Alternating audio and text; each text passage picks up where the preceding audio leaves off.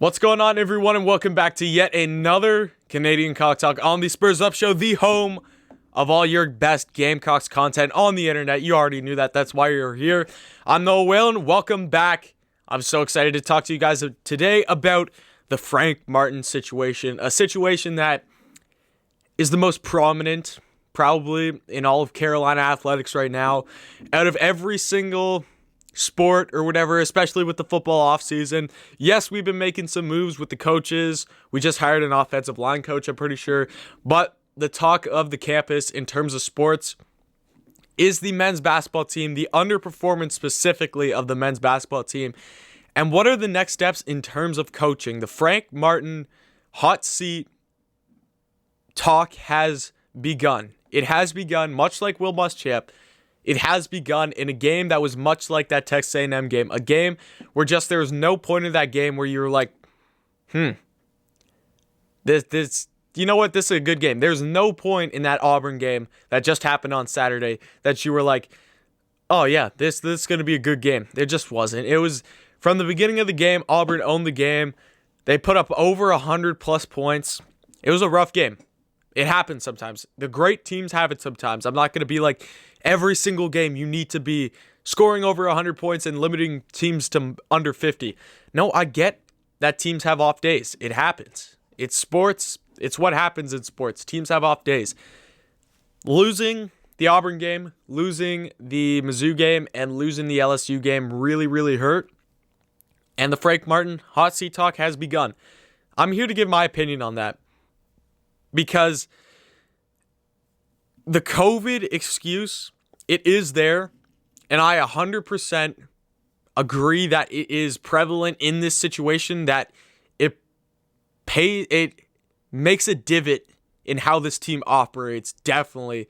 For COVID, Frank Martin's a guy who loves to get close with his players. He loves to get close relationships with his players. So then he always says that we've heard this in the broadcast for the last bunch of games.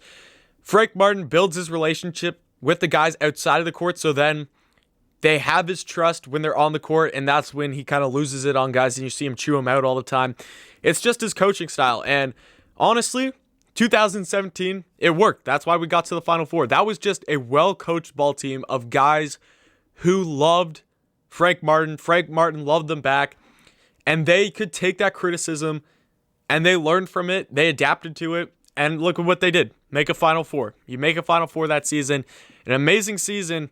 The end of the season was a bit of a letdown. I can't remember. I think we lost to Alabama in the SEC tournament that year, but we were able to squeak into March Madness and we make a Final Four.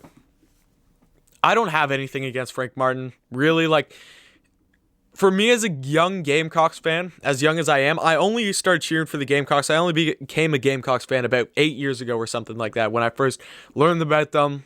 From all the way when a Canadian like me was traveling down to South Carolina, that's when I first learned about them, fell in love with the team. So out of those last 8 years or so, I started watching in 2013.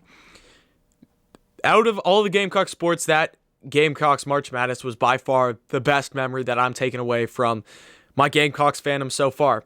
No question about it. That Final Four was one of the best experiences I've had as a Gamecocks fan. Definitely the best. So Frank Martin has that connection to us. Or to me, but other than that, Final Four appearance, we haven't made the tournament yet, and we've had some good players on this team. Chris Silva, Mike Kotsar, we had years of them after the whole Final Four thing.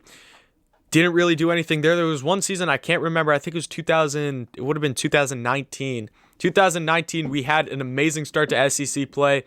And we were, fourth in the SEC tournament? And then I remember we lost to Auburn, who was the 5 seed. And they actually went on to win the SEC tournament and then make the Final Four that year in a game where they should have beat Virginia in the Final Four. The whole missed traveling call was brutal, but, it is what it is. You still had Kotsar for another year after that. You had A.J. Lawson, Mike Kotsar, and Chris Silva and Keyshawn Bryant all on the same team. And you just look at that and you're like, that would have been nice if we were able to make a March Madness. Yes, AJ was young. Yes, Keyshawn was young, but they had talent back then. There were some good players back then. I remember going to Michigan to go see the Gamecocks play in Michigan. AJ Lawson and Keyshawn Bryant played really well in that game. I remember Keyshawn Bryant having, of course, another classic Keyshawn Bryant dunk because that's just what he does, but they held it their own against, I think Michigan was like the 6th team in the country or something like that at that time.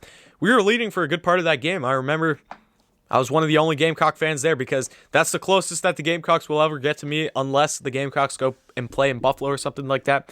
But you had some good teams. You had some good players. And the fact that we haven't been able to make March Madness again, it sucks.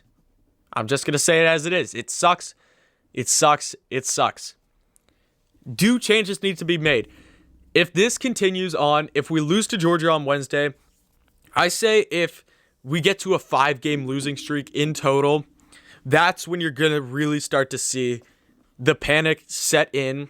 If we lose this Georgia game and then whoever we play on Saturday, if that happens, I can't remember who we play Saturday, but if that happens, that's when you're really going to start to see this panic button setting in, and that's when you're going to see the Frank Martin hot seat light on fire. I like Frank Martin. Nothing against him. But if you're going to lose a lot straight with a very talented team, I'm always going to want the best for the basketball team. I'm always going to want to win ball games. And if that means letting go of the coach that brought us to the Final Four, I respect him. I'll always love him for that. But you got to let go of some things that just hold on too long. It's like Drew Brees. I'm using an NFL thing. Drew Brees in the playoffs, it was time for him to go. Like, he won the Saints a Super Bowl. He won the Saints a Super Bowl. He was an amazing player for his whole career. I think he's the leading passer in all of the NFL. But you just saw him staying around too long. He's getting old. And when the same old thing happens, and when you get old, your arm starts to give out or whatever. Drew Brees in the last playoff game, which will probably be his last NFL game ever, he gave out. He was not able to throw the ball. So there's some things where you're just like, you know what? It's time to move on. It's time to move on to better things. It's time to get back to a winning ways that we want to be in. And Frank Martin will always be an amazing South Carolina coach. Maybe one of the best because he did get us to our only Final Four appearance ever. Ever.